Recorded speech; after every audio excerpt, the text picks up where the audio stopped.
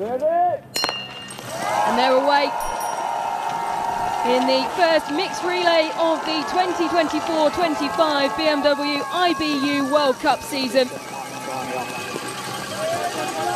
Interesting to watch, Alan. First of all, the snow falling on the camera lens tells everything you need to know about what it's like out there in the snow. It's wet, it's right around freezing.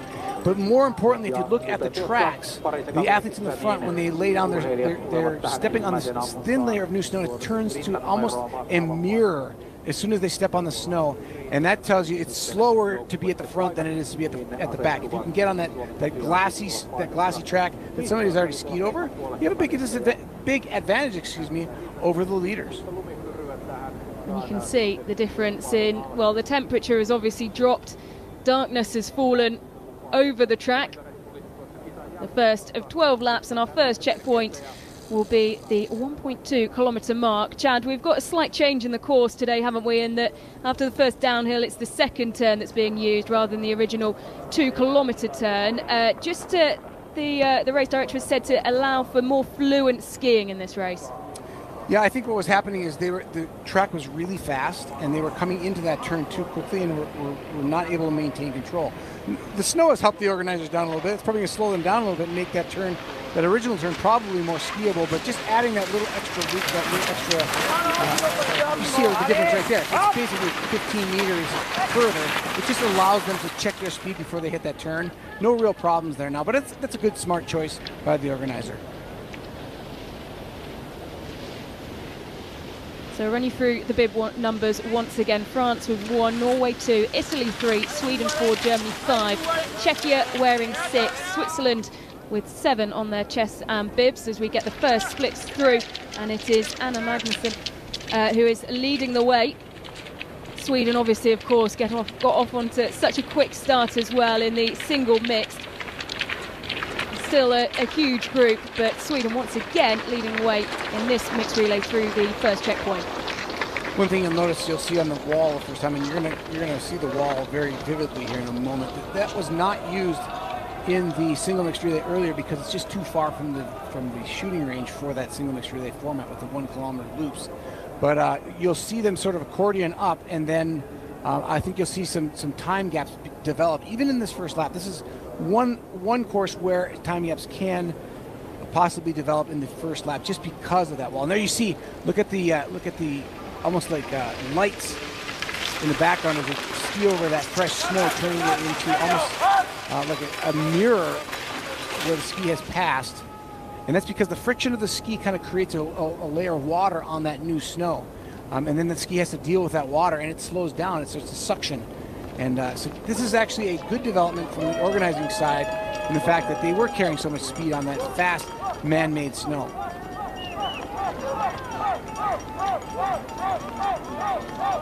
Everybody's still together here at the 1.4 kilometer mark. Magnussen leads.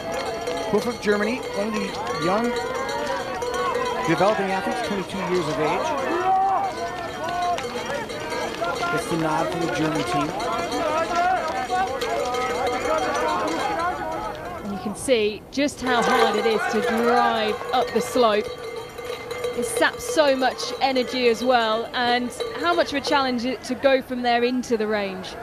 Well, this is the hard part. This is where you need to make a decision from that top of that hill into the range as an athlete. You have to decide, am I going to follow this athlete and manage that pace, or am I going to do my own thing?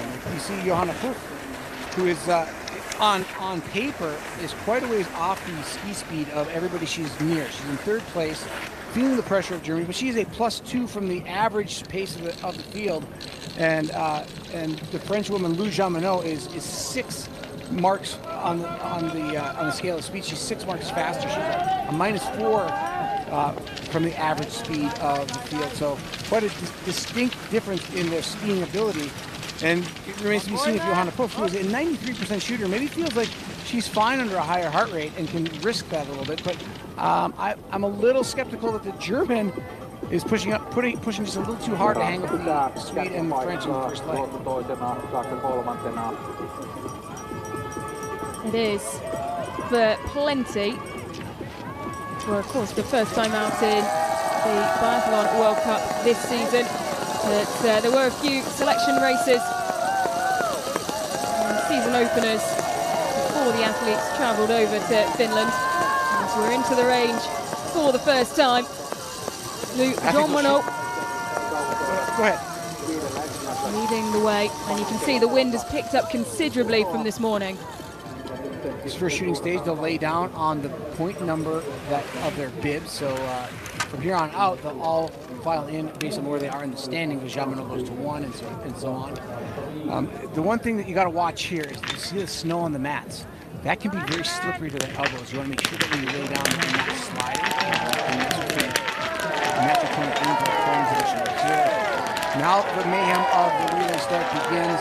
Norway's 5 for 5, Italy's 5 for 5, clean. Dorothea Beer and Norton are clean, as is Jean Monod. Sweden's perfect through Anna Magnusson, and poof, the German, prove me wrong, perfect shooting for them. Sweden's clean, Switzerland, Austria, Czech Republic, all 5 for 5.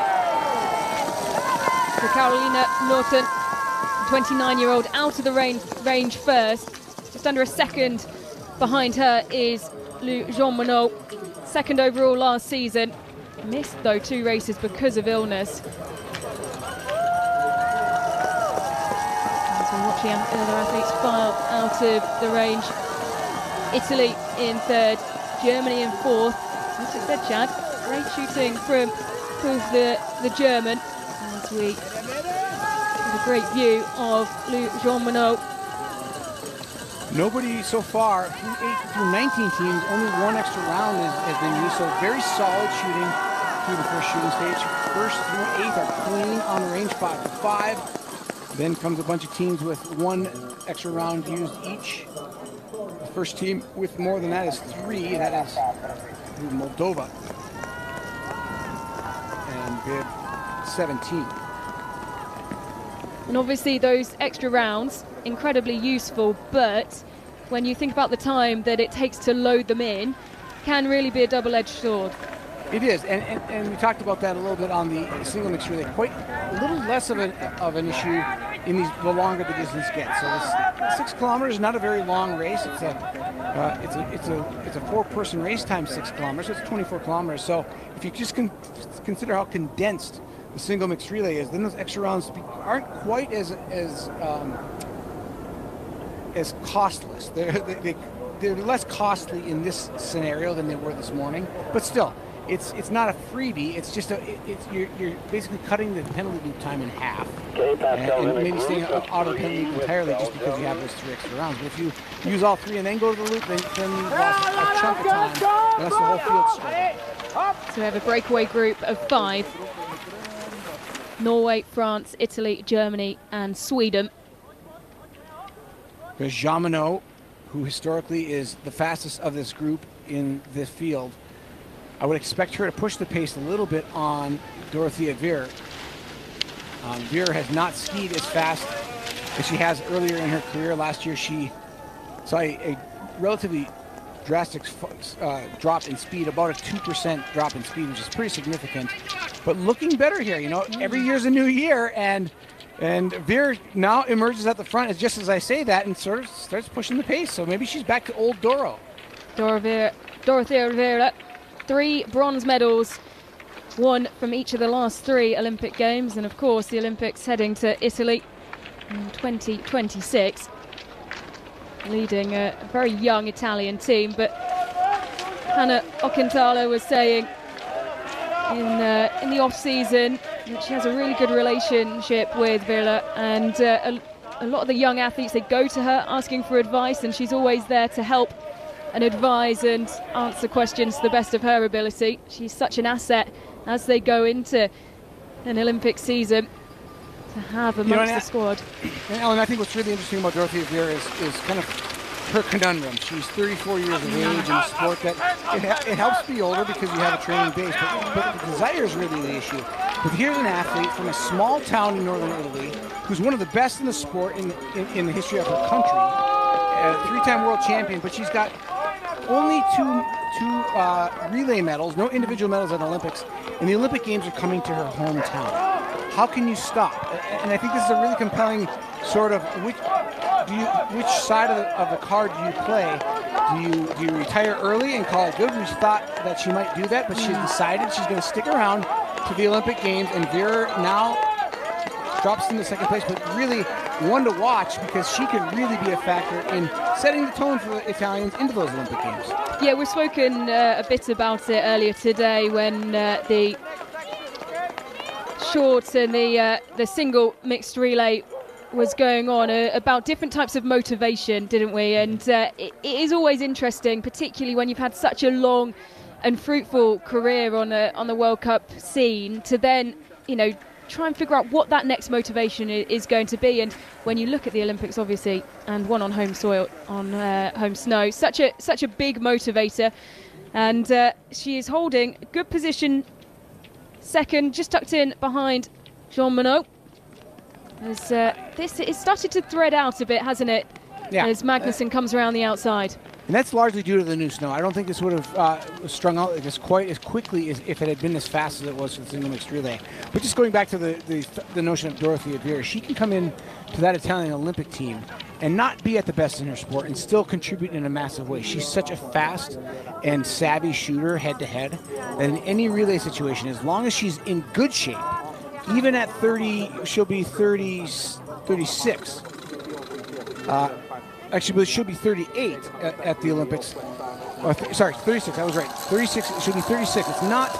It's old for normal standards, but she does not have to be in the shape she was when she was 28. She just needs to be able to hang with the pack and stay on the shooting range. And this is sort of like her job. The position we see her in right now is sort of the job she needs to play for those Olympic Games. So it's just a practice session for her. Well, we saw how well Simonetta went earlier on today. Age less of a defining factor in biathlon than potentially it is in other sports. But yeah, I think the shooting matters. I think that's the point. The shooting is a great equalizer, especially for Dora. She's clearly plenty fit at the moment. It's just a question of how level of fit compared to her past glory days. And she's already off to a 2-shot lead. It's Doro Viera in the lead, 4 for 4. She's shooting even with Naughton, and the Italian and the Norwegian go clean. Germany chasing there. She misses her final shot, does poof. So it'll be the Norwegians and the Italians. Jean Monod reaching for the extra round, has an extra shot to hit, and she's out of there for France. The key now is for France and Sweden to keep it close to the Norwegians and the Italians. And it's Doro Viera with the lead by 0.6 of a second over Naughton. It's going to be over. It's going to be around 10 seconds plus, over 10 seconds to third. It is a 10.3 gap back to Jean Monod. Dorothea Viera leading the way. These athletes coming through now are those in 15th, 16th. As we stick with the action on the range. Yeah, this is a great example of why Italy needs to keep Dorothea Viera interested in the sport.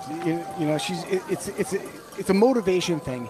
Because let's face it, training for this sport is not easy. It's a lot of time.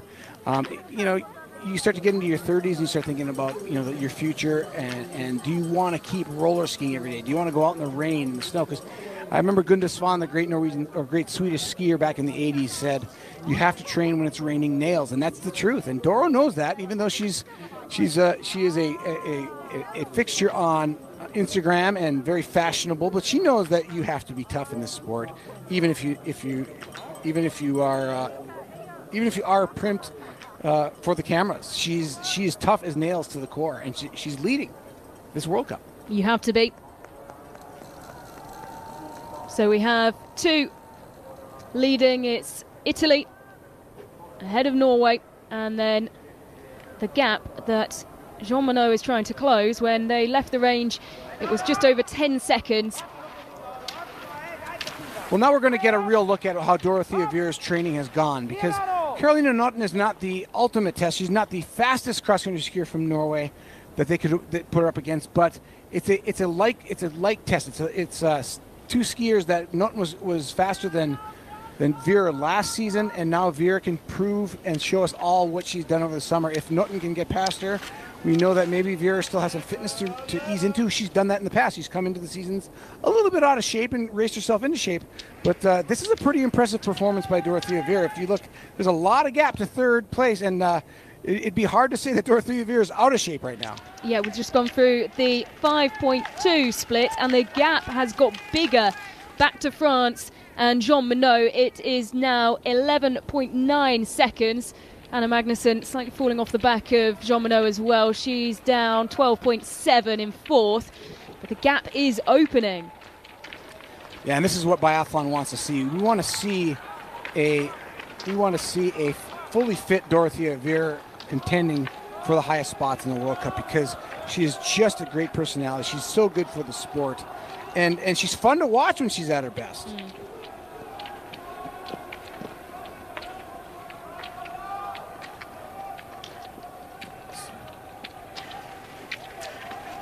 Got Switzerland now with Canada in tow. Go further back in the field. Back to our leaders. Fighting their way through conditions. This tough climb. And another thing, Chad, we spoke about it earlier, if Dorothea Viera can perform here, that will give her a lot of confidence going into the rest of the season, as it's now Nutten who just edges into the lead, but there's nothing between them. It's just based on the course they've decided to take on the track. Yeah, Viera's doing a great job. I was interested to see what Viera had in this first leg.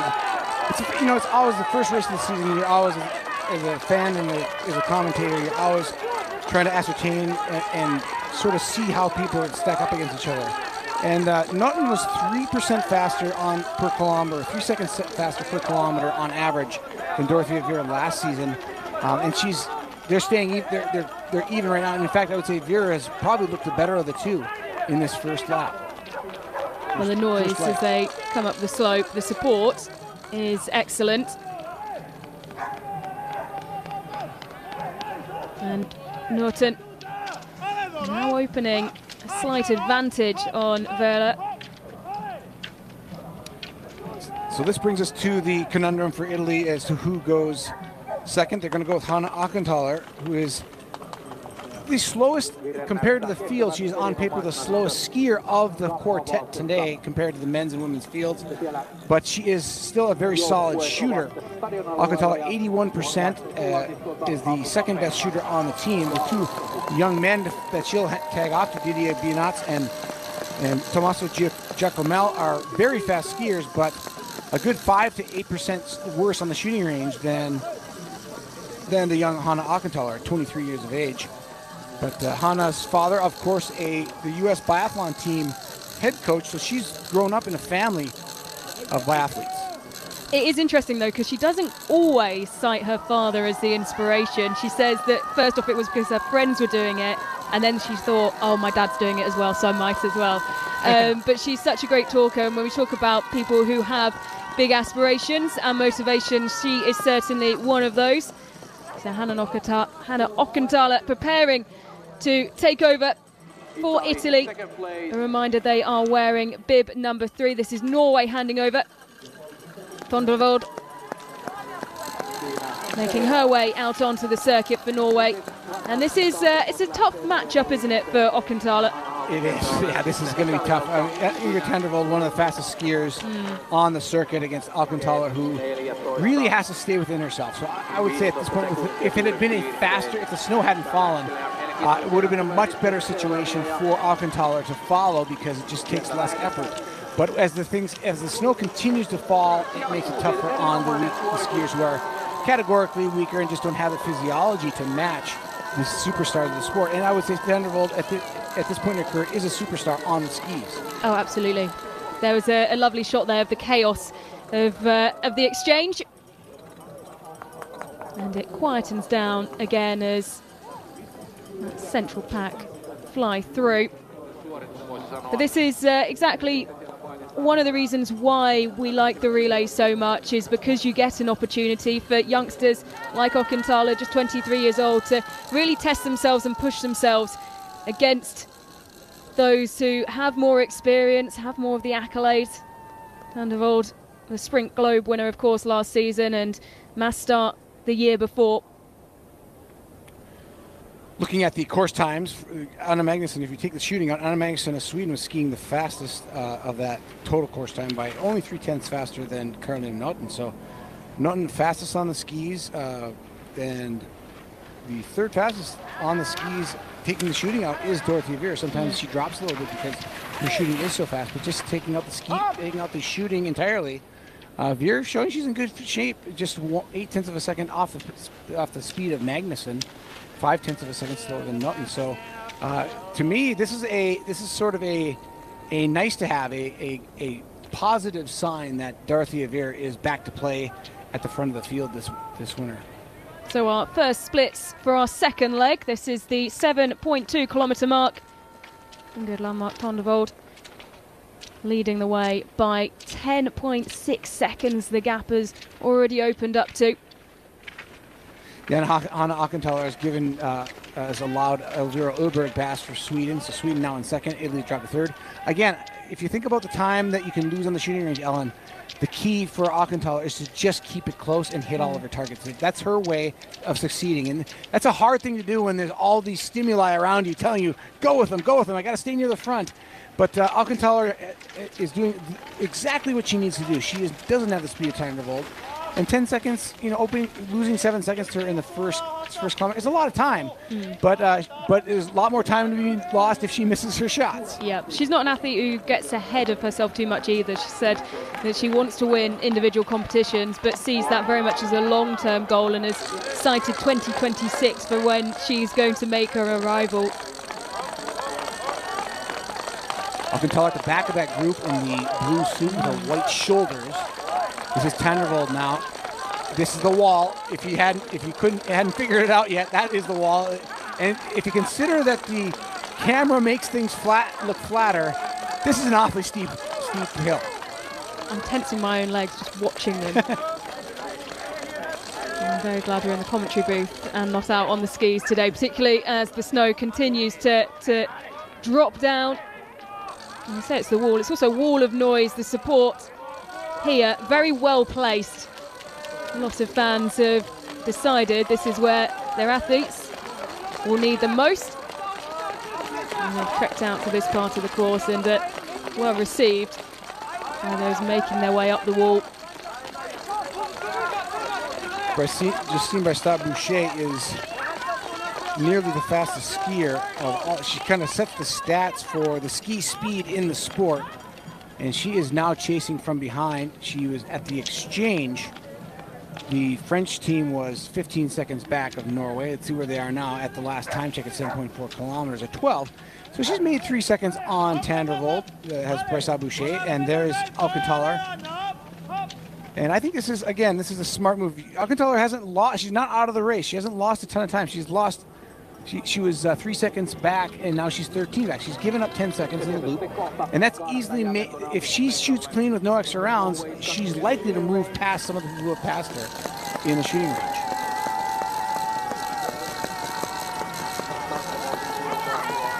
Van der Vold heading into the range for her first time. This is shooting 3. Van der Vold is a 96% prone shooter. That means and that's over the course of a season last season. That is an impressive statistic. 96% of her shots went down over the course of a season. That is uncanny. But she struggles with the standing shooting. She's only 73%, and it probably keeps her from being the best biathlete in the world, to be honest. I think that with that 96% prone accuracy, she's right up there. She's got to be the best prone shooter in the world, if not one of the top 2. That's what's her 2 for 2. As are Sweden. There's a miss for Sweden. And Van der Vold is clear. Doing what she does best, Van der Vold continues to lead for Norway, and this is what the rest of the field does not want to happen. It's to let Norway get too far out ahead. Justine Brestat-Boucher clean from the prone position. She is also she's a 82% shooter, both prone and standing. So Brestat-Boucher is a sort of a stable performer on the shooting range. No big difference between the 2 techniques.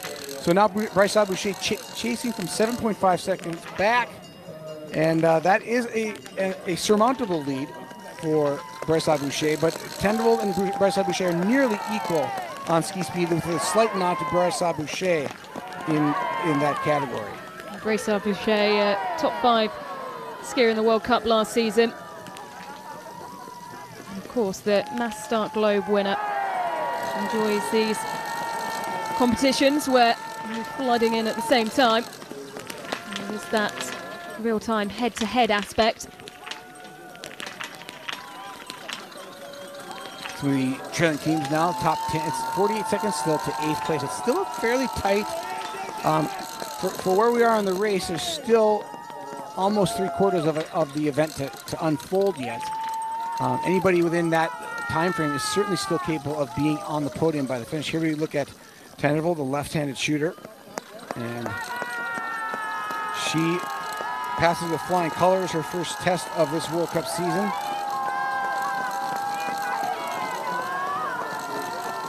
Right down the middle of the target there, you see the prone ring. It's the inner ring that you have to hit. It's about the size of the inner side of a toilet paper roll, from 15 meters away,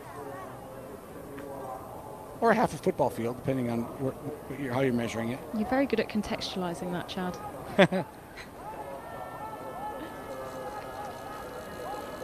So the lead stays about the same at this point. Looking at it like about a 5.5, 10-second lead. Let's see where she is here.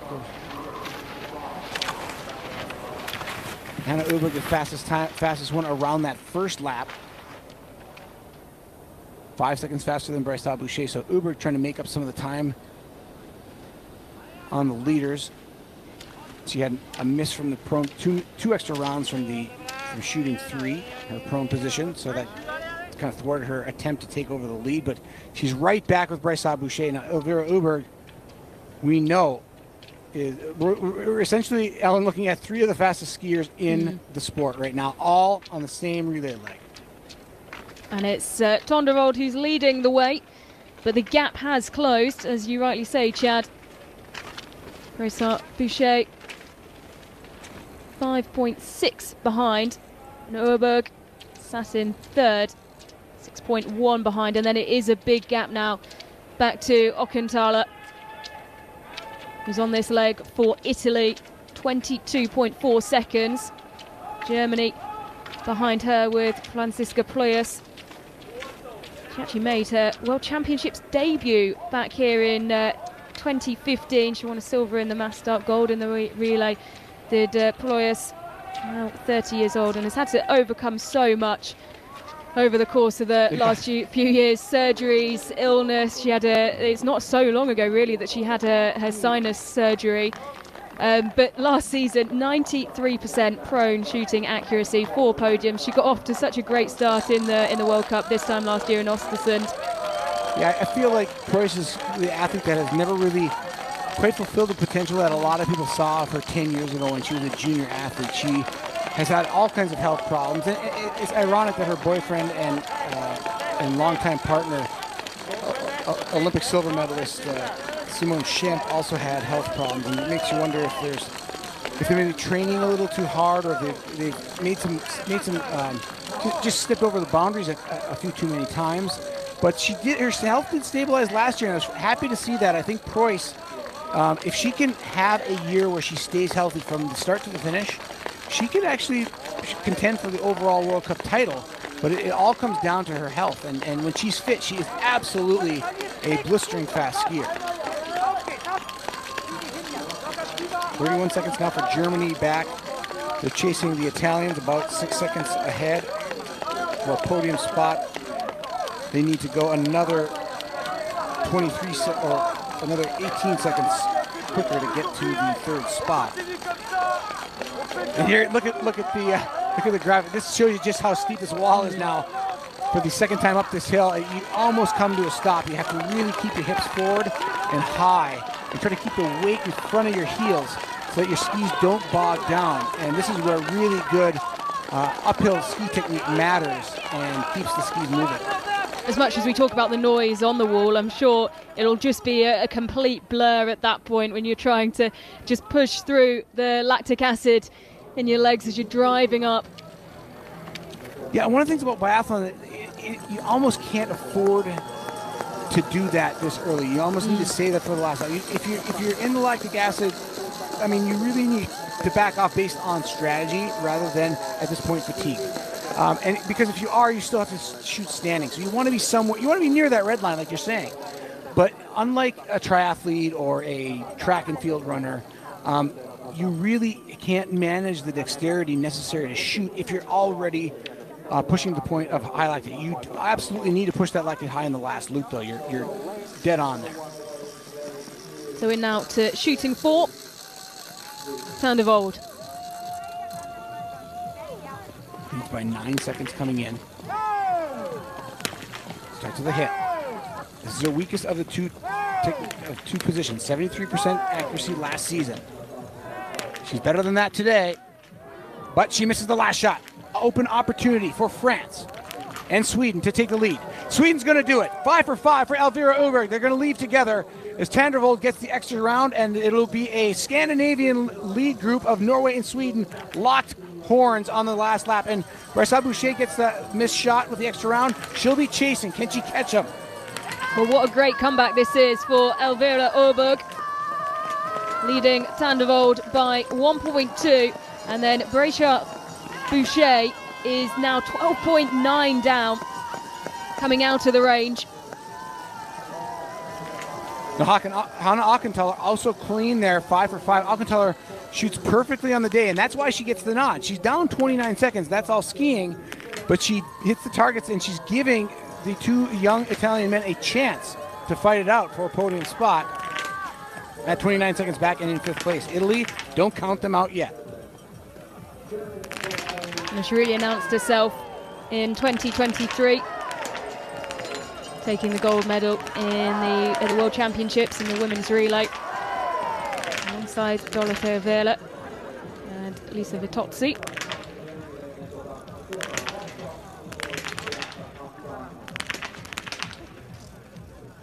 Struggle is real now as these athletes who have been trying to keep the pace now. You can see a lot of missed shots. Switzerland is going to the penalty loop at least twice. 2 red dots. So when the white turns red and filled in, that means at the penalty loop. And both Estonia and Switzerland will be in the loop. Finland goes clean, 5 for 5. No missed targets there from that last standing shoot. But you can see how that fatigue and that trying to chase and keep up affects the shooting on that final stage for these athletes. And things can kind of be almost like a Yahtzee roll of the dice as to who comes out in that situation faster.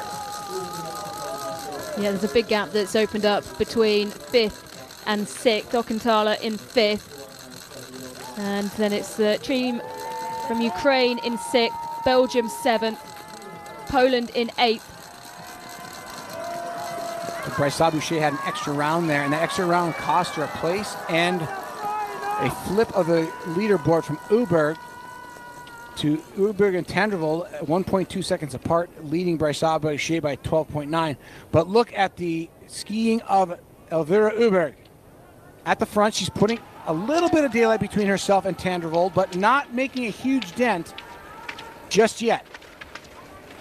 Van der Vold actually picking up the speed now and trying to get up on her heels, giving her, trying to at least put a seed of doubt in the mind of Elvira Öberg that she can drop her. And now Brisa Boucher, what's the gap? It was, at the end of the shooting, it was 12.9 seconds. It's up to 19. So Brisa Boucher, not in her top ski form, at least compared to Van der Vold and Öberg. Yep. That's Preuss. The gap is opening up. Preuss now has jumped up a place in 4th. Is around 12 seconds behind, though, Brisa Boucher.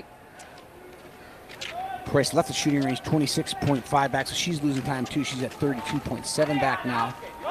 But still Germany not out of reach, though. No, all these teams, I think Italy down to 43 seconds back, they still have a shot at the podium as they come to the end of the first 2 women's legs. They'll tag off to the men. For Sweden, it'll be Jesper Nelin, the 32-year-old veteran who is A solid skier, -3 on his ski speed. He's not as fast as Ponsaloma, who goes last, but he's also very experienced. Has a Olympic gold medal in his drawer at home in the relay from 2018. And you don't think of gold medals, Olympic gold medals, when you think of Jesper Nälin, but little known fact, he was one of those athletes that used actually the glue that kept that relay together back in Pyeongchang, that the Swedes so dramatically took that gold medal in the men's relay. And I remember the head coach Wolfgang Pickler at the time, was tears in his eyes, and Jesper Nälin really delivered on that day, and he's got a gold medal in his drawer at home. Oh, there's a gap. Look at the gap now. Uber giving her teammate Jesper Nälin every second she can over the very strong skiing Johannes Dahle Skjevdal. In fact, Dahle Skjevdal is one of the only athletes able to keep pace with Johannes Tingus Bø when he's at his best, which he was for part of the season last year, and he left his impression, finishing 3rd overall in the World Cup standings after a couple of really tough years. In fact, Dahle Skjevdal didn't even make the 22 Olympic team. He missed his training so much, clearly overtrained, and had to come back. But oftentimes when you overtrain, if you give yourself the recovery, you can come back stronger than ever, and Dahle Skjevdal has done that. He'll get to take the Norwegians out in this 3rd leg and try to chase down Jesper Nälin. Ervula Åberg, who showed good form in the season opening races, winning the sprint in the selection race, and she's driving towards the exchange. Van der Vold, you can see the gap there. Van der Vold, though, will, as Chad rightly says, be handing over to Dahle Skjevdal, who really is built for this kind of competition. Really driven athlete, loves the head-to-head aspect. 12 kilometers down, 12 to go, and on to the men now. And this would be a huge day for Sweden if they could take both the single mixed relay and the mixed relay.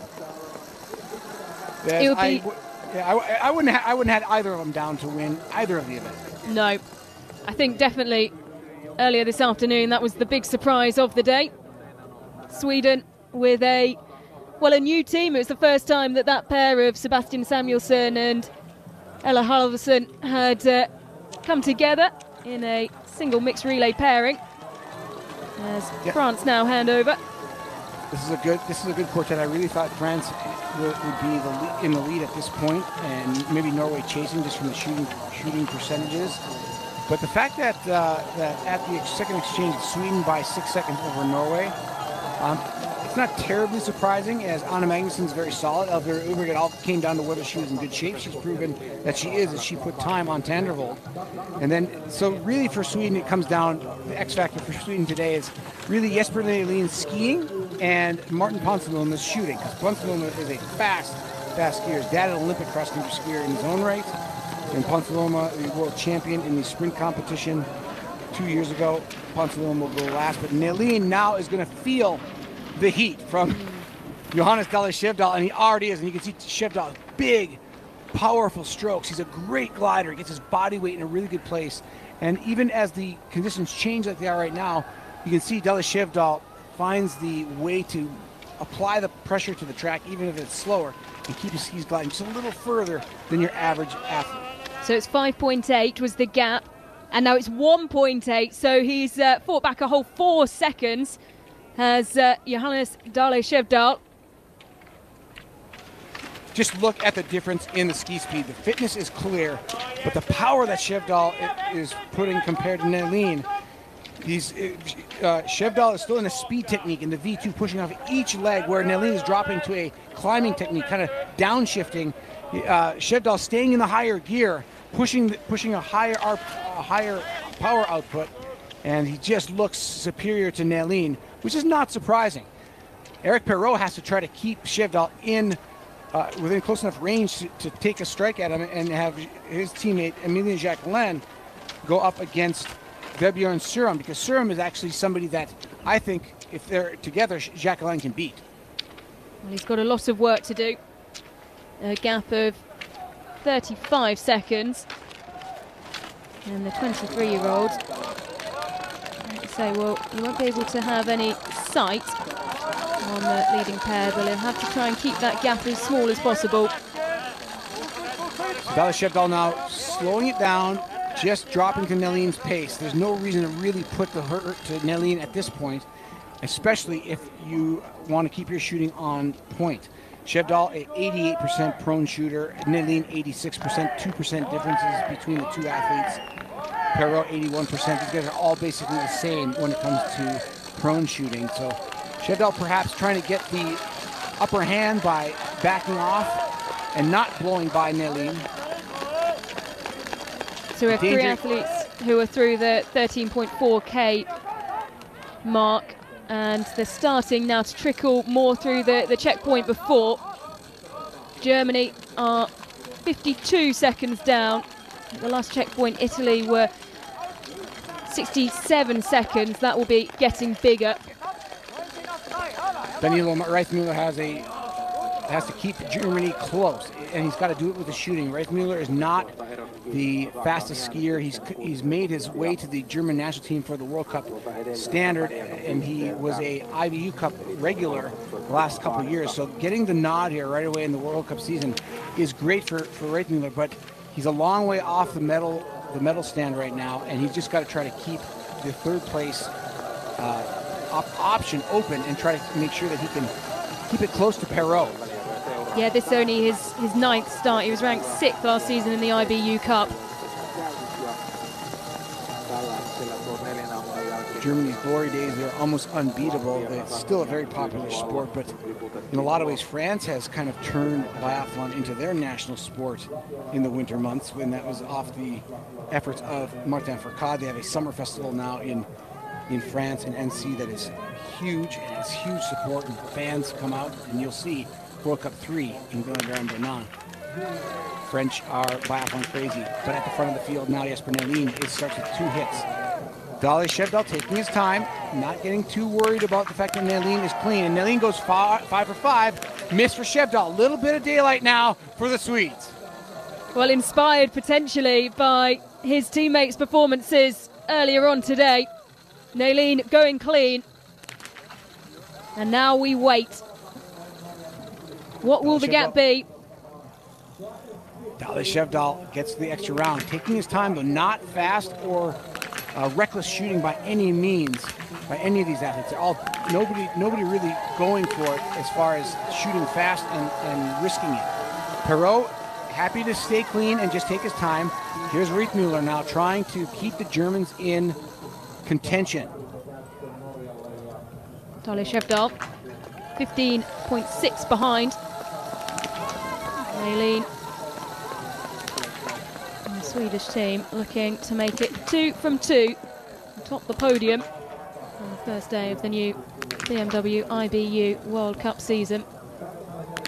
Unfortunately for Danilo Reithmuller, this is giving away too much time. If you look at the gap to Perrault, he can't make up that time on the course. He's got to make it up on the shooting range, and Perrault was clean, and Danilo Reithmuller will drop the Germans back further.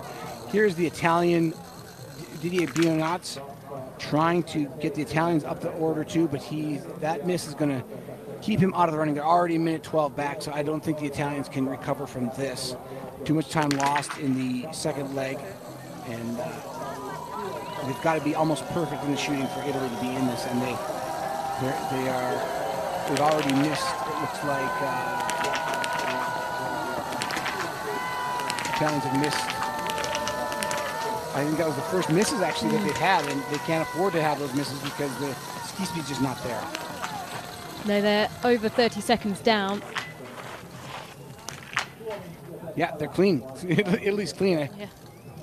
That was the first 2 misses. Bionats was the first 2 misses of the night for Italy. So that cost them about 24 seconds on the shooting range statistically. So he came into the shooting range 108 back and leaves 135 back. So yeah, he lost about 24, 25 seconds, 2 extra rounds. 12 seconds, it computes. But Nelien, can he be the hero and bring Sweden? If he can give his teammate in the last leg Martin Ponsiluoma a lead over Vebjørn Sørum of Norway, there's a very good chance Sweden sweeps this first day of competition. That would be a huge headline for the world of biathlon.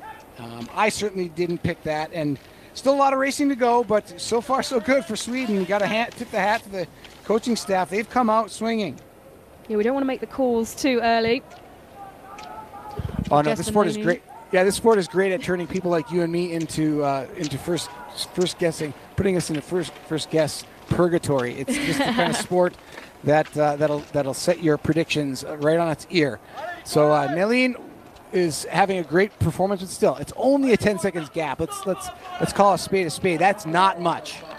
No, it's been cut by 5 seconds as well. Dale Skjevdal, so determined as a racer. He'll have eyes on that yellow bib with the 4 on the back of Jesper Nelin, and he will be chasing it all the way.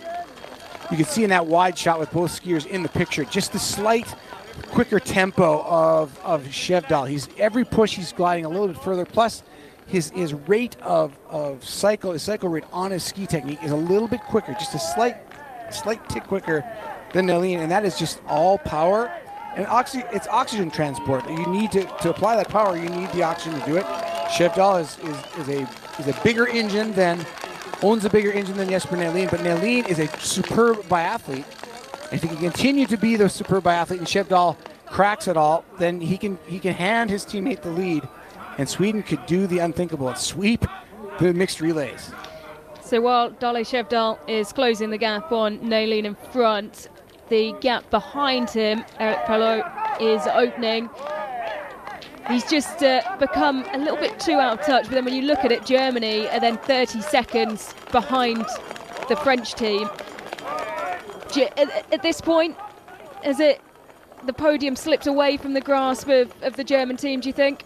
I think unless there's a huge meltdown from the French, Emilie Jacquelin. And Jacquelin is known for being spectacularly exciting on the range. Now, if Jacquelin thinks he has a chance to catch one of the two teams ahead of him by being extremely quick on the range, then he could miss a lot of shots, go to the penalty loop, and have a chance for the Germans to come in and snatch it. But Rick Mueller now, he's almost 40 seconds. He's 40 seconds back of Perot. I think the ship is sailing away from the Germans at this point. So we're into the range, shooting 6 of 8. Jesper Nelin, closely followed in by Johannes Dale Skjevdal. Side by side, Sweden will shoot first. Pressure cooker. 2 for Nelin 2. strikes first. Dale Skjevdal's thinking about it, and he misses. This is what biathlon is all about. Nelin trying to slay the huge Norwegian machine, and he's done 4 for 5, 80%. Now Dale Skjevdal senses a little opportunity, and he hits 2. Nelin goes 5 for 6 and will leave with a lead. And the lead will grow because Dale Skjevdal has 2 missed shots, and now Perot has his chance at the silver medal as well. Perot starts with a hit. Skjevdal has yet to take an extra round. He hits his first. 3 for 3 for France. Skjevdal into the second extra round, and France goes clean. He'll move past Norway. Norway will drop to the 3rd spot, and a miss again for Dale Skjevdal. It's all slowly coming apart for the Norwegian. Can he hit this final shot? 1 bullet left, or it's the penalty loop for the Norwegians, and his barrel is moving in the wind. He gets it, avoids an absolute disaster, but has dropped from the lead to 3rd. And now the Norwegians have their work cut out for them, because the next lap for the Swedes is the world champion, Martin Ponsiluoma. Well, you have to say the big winner from that is not Erik Perot, it is Jesper Nelin, who is now 21 seconds up on the Frenchman. But it was excellent shooting, you have to say, from the Frenchman, who was potentially drawing on what was going on beside him as it all fell apart for Dale Skjevdal. Oh, absolutely. You can tell when you do the sport of biathlon, you start to know the people you're competing against. And I can tell you, Erik Perot knew the door was open when he came in and saw black shots against white shots on the Norwegians' target, that he could play with the Norwegians' mind. And this is exactly what he did. He came in and mowed him down. But he doesn't have an easy task. He's only got 12 seconds on Dale Skjevdal over the last 2 kilometers, and that's That is an amount of time that Dalai Shevdal can close on Perrault. Well, issues there for Germany as well. Things go from bad to worse. Penalty loop for Germany, and that is not the day they were looking for, as Riedmüller goes back to the drawing board and will likely let one of these teams pass him unless they also end up in the penalty loop. Bionats, 2 more misses for him, so the Italians' perfect shooting ends with Bionats, and he's got 4 misses already. Well, but here is the shooting of Dalai Shevdal. Look at it. He's thinking about it. He's almost jumping on the trigger. The barrel moving. He gets that shot, but you can see his hold isn't terribly great. The fact that he's putting these down with all that barrel movement is a good sign that his trigger control is great. He's actually pulling the trigger well, but I think the nerves and the fatigue was just setting in, that he was thinking about just a little too much. 17.2 kilometer checkpoint, and Jesper Nälin all by himself. You know that power we were talking about, the Dalai Shevdal last lap? Doesn't matter now.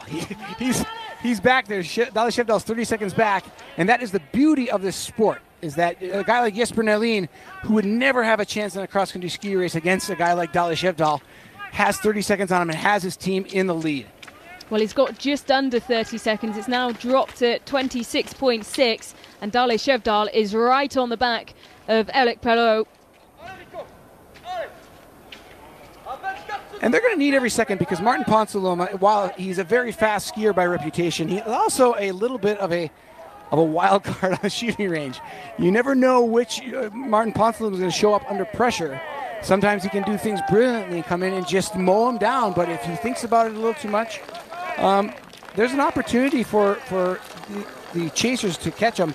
And if you look at Vebjørn Sørum, he's not a great shooter. He's 80 and 81. It's solid, but it's not enough better than Martin Ponsiluoma at 79%.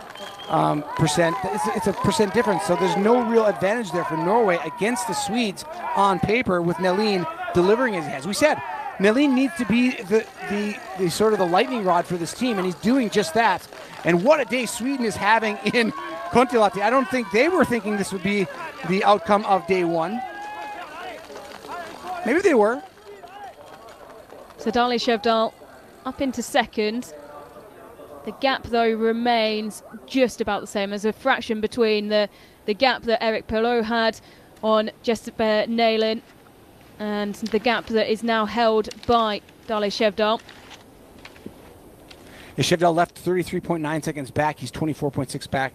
You would expect him to take some time out of Nälin, but Nälin is clearly skiing well enough that it's not going to be enough to be of any major factor, that Dalai Shevdal needed to hit those shots to put Norway where they want to be right now.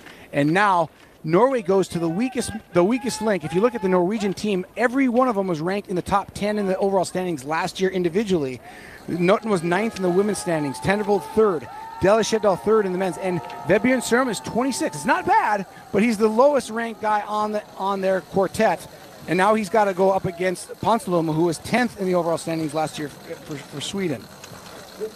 Well, we have seen some pretty incredible underdog performances over the course of the day so far. Will we get another one here, or will it be another victory for Sweden? Here's Nälin coming to exchange for the final time in this opening mixed relay. 2 men, 2 women, 2 men, each going 6 kilometers. Nälin has the Swedish team shooting very well. They have 1 missed or 4 extra rounds on the day. Great performance. And you can see the gap as Dalai Shevdal comes in to hand over. It was a brilliant perspective of just how big the gap is and what the distance is. Just 16 seconds now. He ate up almost half of that gap that he gave the Swedes. And Ponsiluoma now has to make sure that he stays clear of Sørum. And now the French in the mix as well as Emilien Jacquelin, who is a very fast skier, and he's incredibly prolific or incredibly exciting to watch when he's on. But he is on, it seems like, less and less as his career goes on. As a young athlete, he kind of was a little bit of a phenomenon, and as he didn't have a lot of expectations for himself. He kind of took a style of biathlon that was maybe a little bit aggressive and maybe a little bit kind of devil-may-care on the shooting range, and it worked for a while until it quit working. And then he found himself mid-career kind of trying to address that style of biathlon, and I don't think he's really fully recovered from that sort of on-again, off-again, that herky-jerky performance of being phenomenal when he's on, but being really pretty disastrous on other days. So, I'm still waiting to see Jacques Galland come back and be that exciting athlete that he was when he was in his early 20s. Ponsiluoma. Snow gets heavier once again. Yeah, Ponsiluoma, just fun to watch in that technique, in that style technique. The speed techniques, Ponsiluoma, he gets his weight in such a great place. Gets his hip in front of his heel and keeps his body momentum and all the inertia working for him. Such a great, relaxed skier. I would say Ponsiluoma probably technically the best of the Swedes. Well, definitely the best technical skier of the Swedes, but maybe the best technical skier outside of Norway in the world for the sport of biathlon. Vebjørn Sørlum is 10.1 behind. Sørlum at 88 and 81, 88 prone, 81 standing. Jacques Galland now through the checkpoint, 22.2. Sørlum has been on the podium twice individually in his career. He's had 2 third-place finishes, both of them coming last season. One in the mass start in Antholz and sprint in Östersund. So hard to get on the Norwegian team as it is. And Sørlum at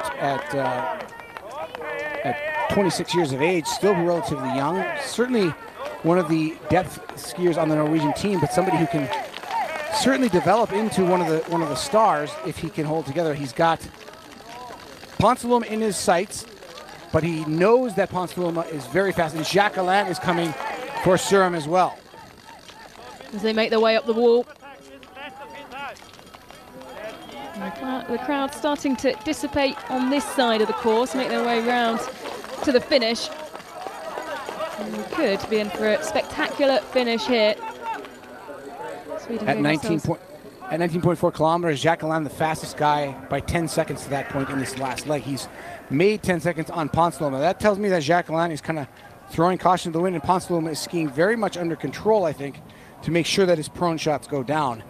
The one thing standing in the way of a win here today in Sweden is really just that man in your picture, where his mind goes and where his confidence stays from here to every shot and pull on the trigger with his trigger finger. Yep, the everlasting question of to chase or to be chased.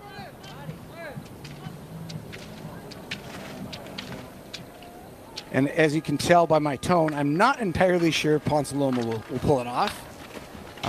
He certainly has done spectacular things, and he's certainly blown these situations. It's about 50-50. But we're about to get our answer because he's approaching the penultimate shooting of the day. It's Ponsiluoma by himself. He's got an 8.5 second lead at the last time check. Let's see if that grows at all. It's actually shrinking. Sørlum making another second on Ponsiluoma into the shooting range. Jacques Galland coming now as well. He's at 15 seconds back. Is Jacques Galland at the exchange? He was 27 seconds back. So Jacques Galland has skied himself back into this race. Still a 3-team battle. Make no mistake about it. Ponsiluoma, very deliberate breathing. Starts with a hit. Oh. Missed by Norway.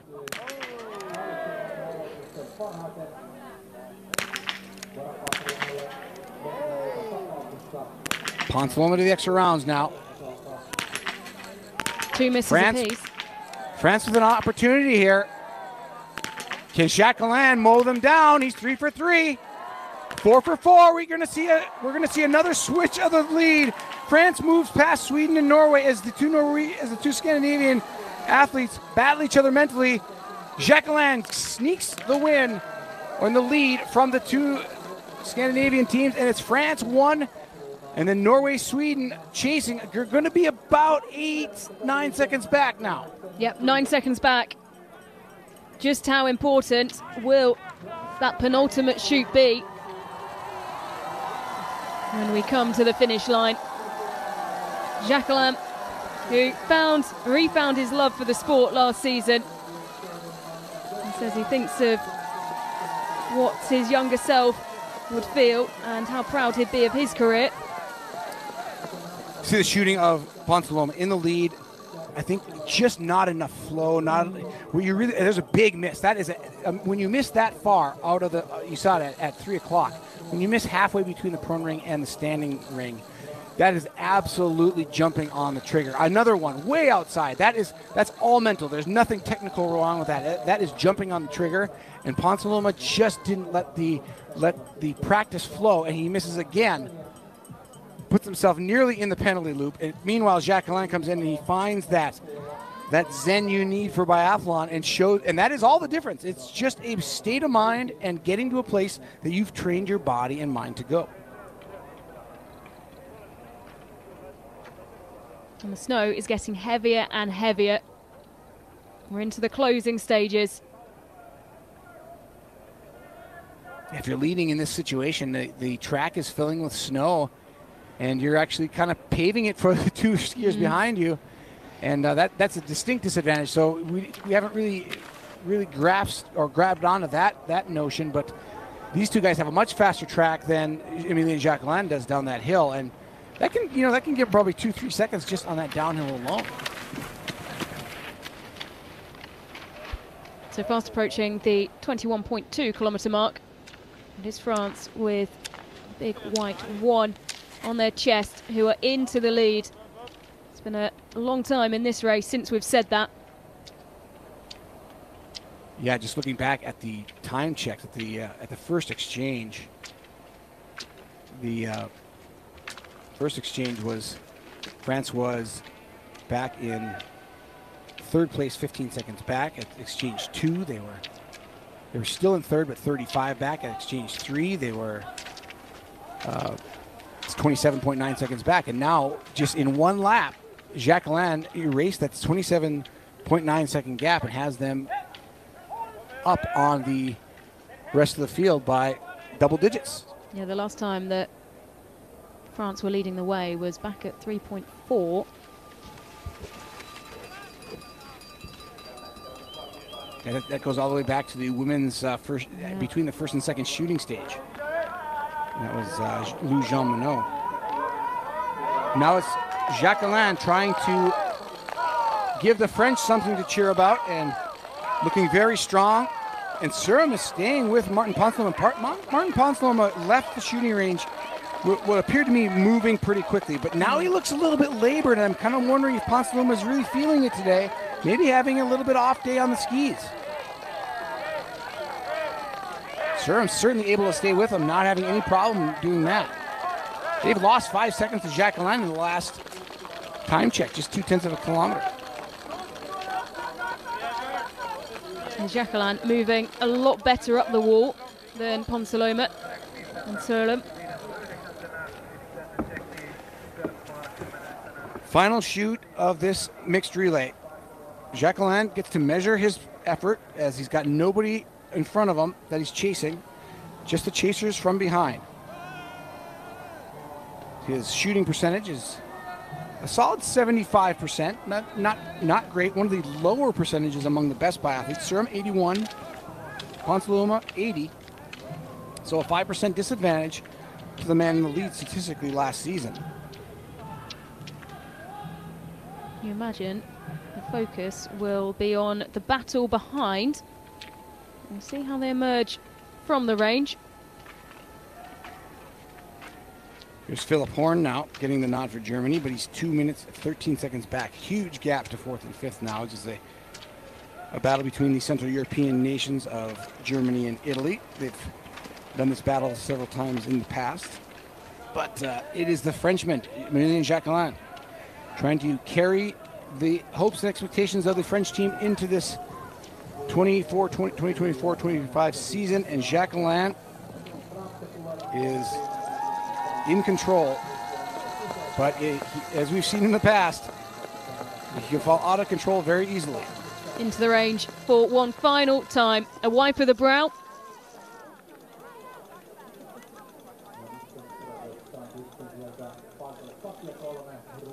And he has the range still all to himself.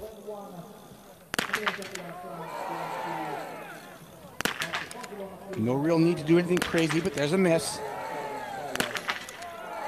As the chasers line up, 4 for 5 for Jacqueline for the win. Loading the extra round, a little tough with the snow falling. Slippery, miss for Norway. Slow to the start for Sweden. Kontiolahti could get in to race for the win if he can go clean and quickly. He's 4 for 4. Can he chase the Frenchman for the win? Kontiolahti's clean. He's going to guarantee second place for Sweden. But the bigger question is, does he have what it takes to chase down Jacqueline? And Surum, with an extra round, will chase from about another 10 seconds back. It's going to be tight, though, into the final loop. Jacqueline ticks the clock at 105, 21.4. Right behind him, Kontiolahti, 8.6 seconds. That is a doable amount of time if Kontiolahti is on. But I fear he might not have the fitness he needs to catch him. Kontiolahti is going to have to fight and fight incredibly hard if he's to close that 8.6 second gap. You can see him looking up, taking those glances. He knows what he has to do, but he also has to be cautious from behind. At this point, you just know it's not going to be fun. There's nothing fun about this. This is going to hurt. There's no more shooting left. These athletes are very good at knowing their red line and not going over it. But now you know. The proposition is you've got 2 kilometers of pain, about 5 minutes to try to get to the line first over Jacqueline. Now, Jacqueline is a very good sprinter. However, Kontiolahti is statistically a faster skier. But it's where they can apply the speed. So even if Kontiolahti can catch Jacqueline, if Jacqueline has any dexterity left, he should have the finishing touch to put Kontiolahti away in a sprint finish. Well, our first race of the 24-25 BMW IBU World Cup season, we had a photo finish. It wasn't for first place, it was for second and third. Could we be in for another photo finish with our final race of the day? It doesn't look like Kontiolahti's making up the gap very obviously. As Jacqueline comes down to the turn, they've got to head back up the wall. The wall is going to decide everything, and we're going to see at the 23.2 kilometer mark just what kind of damage the Swede has done, if any, to Jacqueline's lead. Surum doing a great job of keeping Norway in it, but Norway never comes anywhere to get third. Now, they struggled earlier today as well in the single mixed relay. So Jacqueline comes through 23.2 kilometers at 107.28.7. And then the time back has already come and gone for Martin Kontiolahti. He's losing time.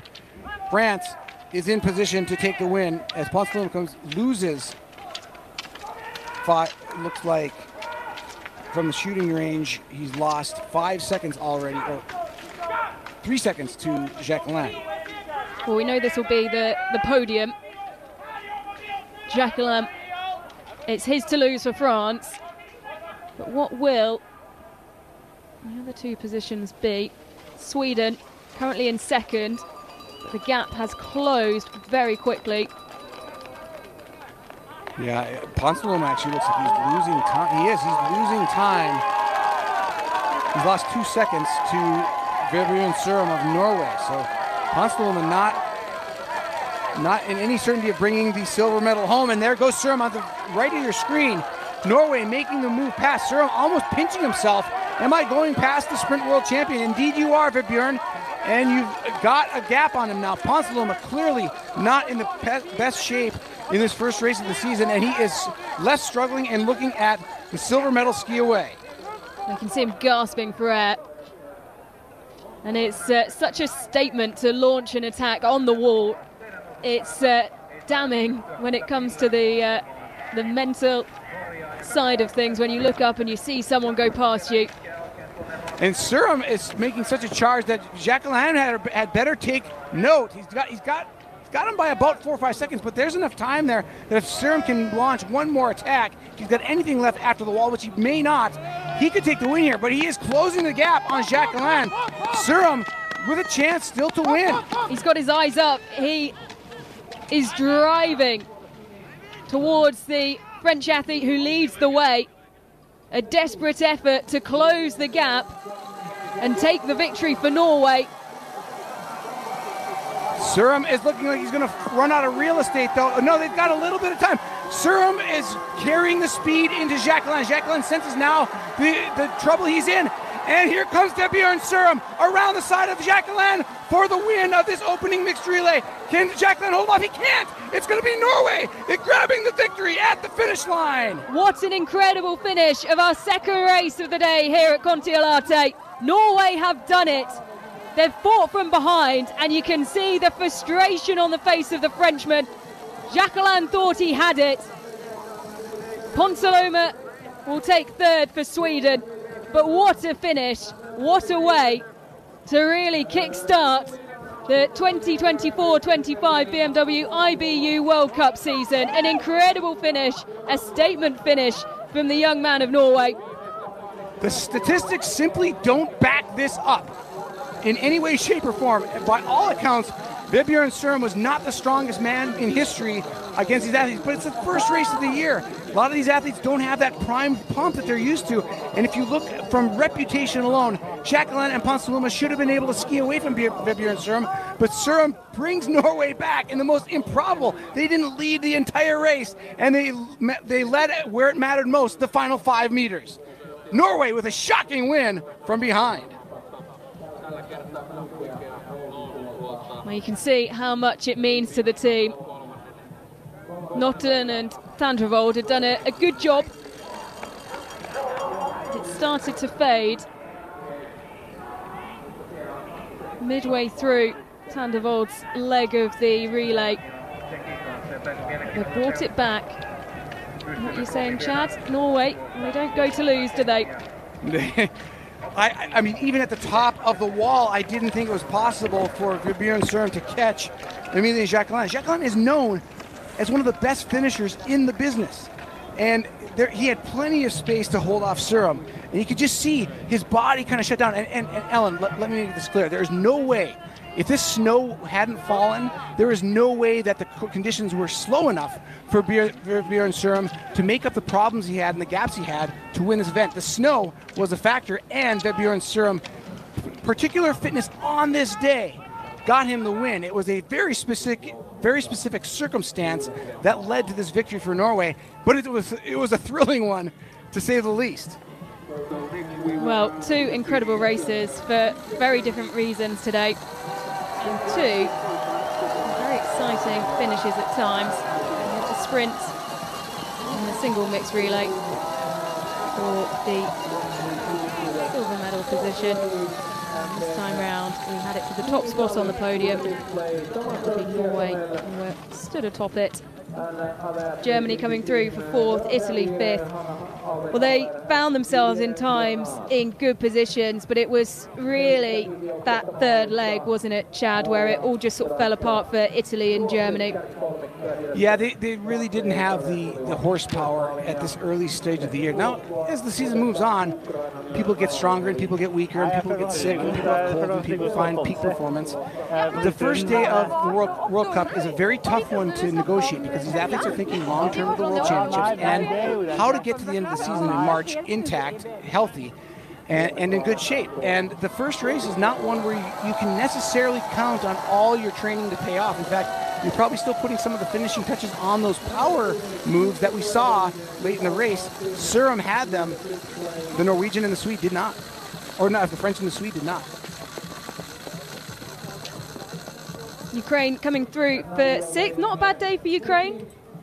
Well, that's a solid performance. 6th is a great day for this Ukrainian team, and giving them a little bit of a shot in the arm as they go towards the World Championships here in the top 10. The gap is big, but the gap that you see, this 2:43 to 5th place, again, that's largely the snowfall. The snowfall is just going to spread an event like this out. It's going to make the gap between the strongest skiers and the weakest skiers even that much bigger.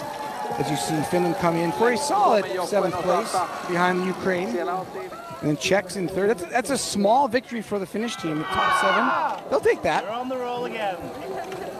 Sorry, guys.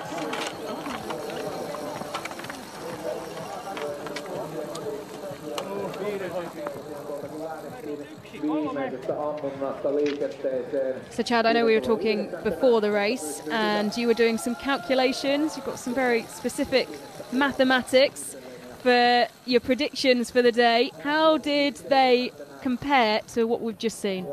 I had Norway, I had France, Norway, Sweden as my top three.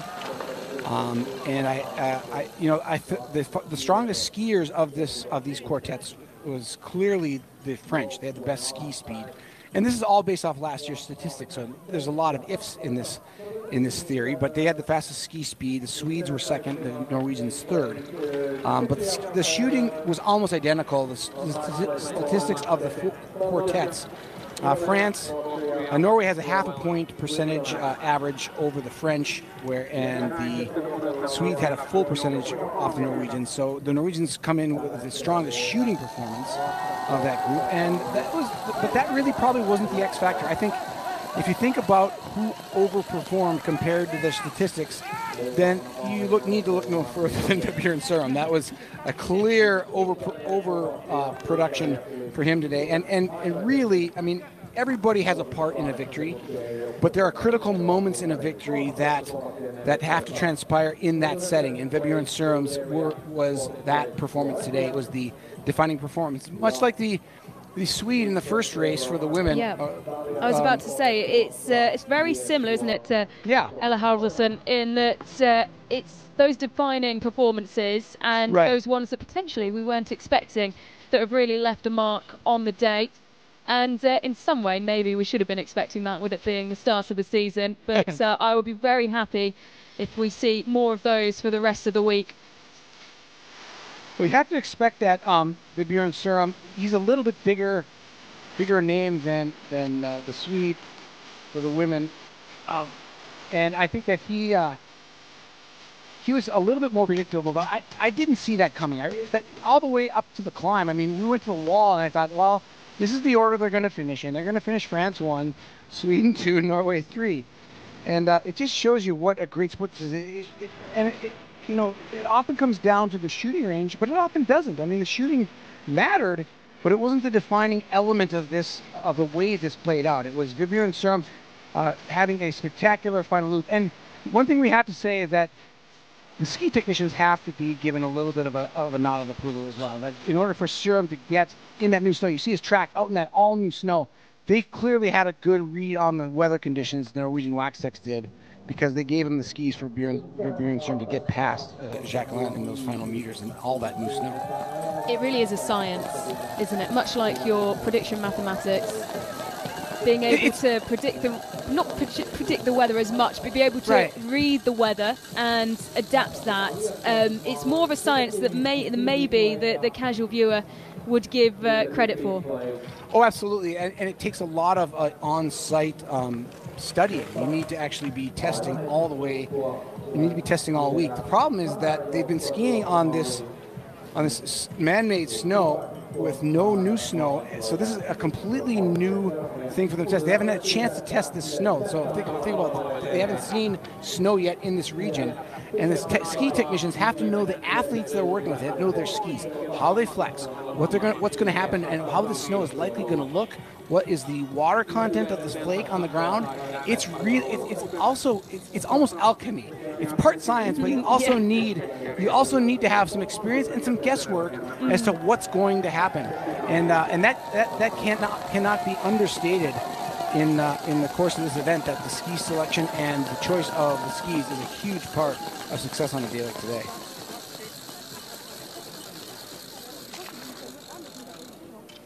Canada crossing the line. There were 24 teams on the start, but looks like more than a handful. Looks like we've got about 8 teams that are not going to finish today because they've been lapped, including the United States, Estonia, Slovenia, South Korea, Moldova, Romania, Latvia, Kazakhstan, and the United States all lapped and will not finish in this competition. So we'll move on to the next day's competition, the relays tomorrow. Absolutely. We are starting with 2 days of relays. What does that add to, or how beneficial is that for these athletes who have had a long summer off? We said it earlier, 258 days. I say off, I mean training, obviously in the summer conditions mostly. That really challenging time where you probably see a lot of people off on their holidays and they're having to work hard over summer. How beneficial is it to start with the relays? You know, I was a little surprised when I saw the starting order that you'd have a mixed relay followed by a relay. But the thing I like about it, for me, if I put my coach's hat on, coaching biathlon, it gives the athletes a chance to sort of lean on each other into the season, as opposed to like making it all about the individual stars. And we saw that happen in the mixed relay, in both of these relays, that we've seen people who are not ready to sit out on the World Cup play outside roles in the opening story of this World Cup season. And that is a great way for a season to start for any team and any sport for that matter. I mean, we expected something from the final leg that we didn't get, and that makes the sport very interesting. I think that's what makes biathlon so darn compelling. And the relay gives us that opportunity to make it more about sport and about the team than about the individual and the individual stars. Because the individual stars get their moment in the sun plenty. So another day tomorrow relay, I love it. I think it's great. I think it's a great way to start the season, and it actually kind of takes the pressure down on those individuals and makes it more about just finding your rhythm for your team.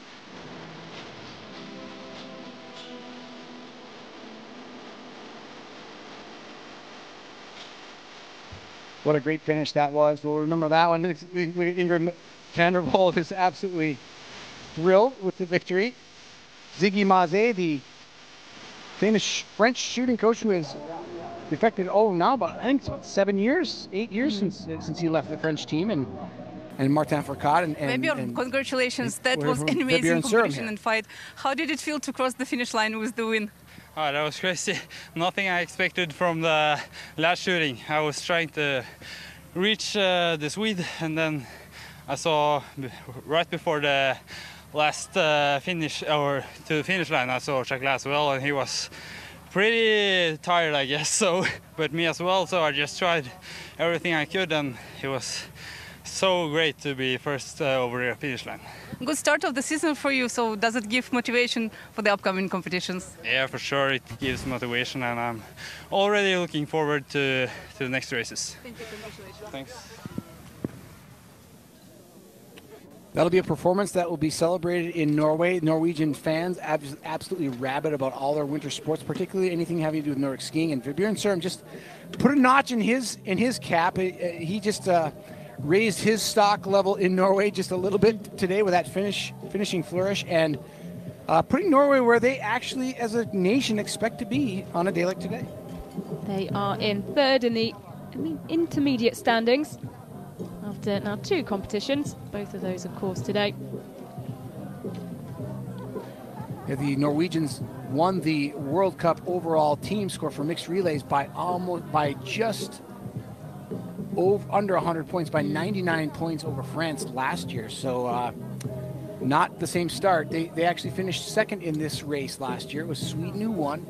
Well, that was actually the single mixed relay. But the mixed relay was won by France last year, Norway second.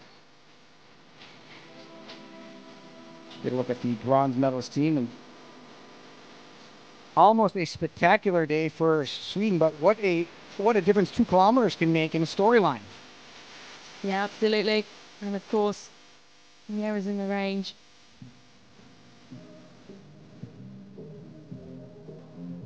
But France, as you say, couldn't do it 2 years in a row. It is Norway who we wait to see stand atop the podium. The Nations Cup score after 2 competitions, and Chad, once again, just to remind us the importance of a high score in the Nations Cup. Well, you look at the achievers today. You look at Finland in 7th with 240 points. The importance is that you get more starters.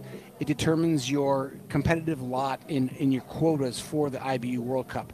And for the Finns to be 7th after day 1 in Finland, biathlon is not as big a sport as cross-country skiing is in Finland. It's always struggled to match the outsized role it plays in culture in Finland. But this is a good start for the Finnish team. They're not a team of superstars, and to be 7th after day 1 as the host nation, huge kudos to the Finns today. A little surprising to see Norway in third. Don't feel bad for Norway for very long. They will come back and they will dominate. So be aware of that. But a little bit of a shot in the arm for the French and the Swedes today.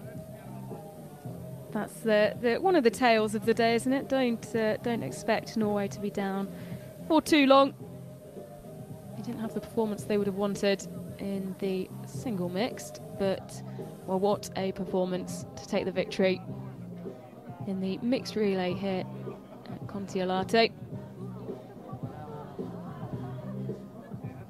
Someone's very happy with their bib there.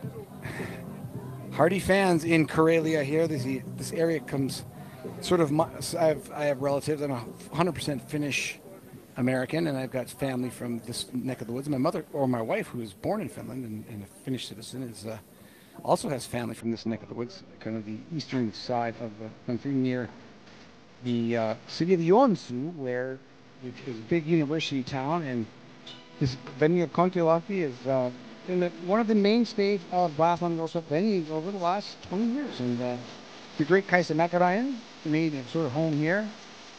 And nice to see the World Cup start off here in Finland. Certainly very nice to see the snowfall and see winter reappear in any neck of the woods where there's a winter sports being played. Certainly an air of nostalgia, isn't there, at this stadium? There is. The athletes make their way over for the flower ceremony. Norway deep in discussion.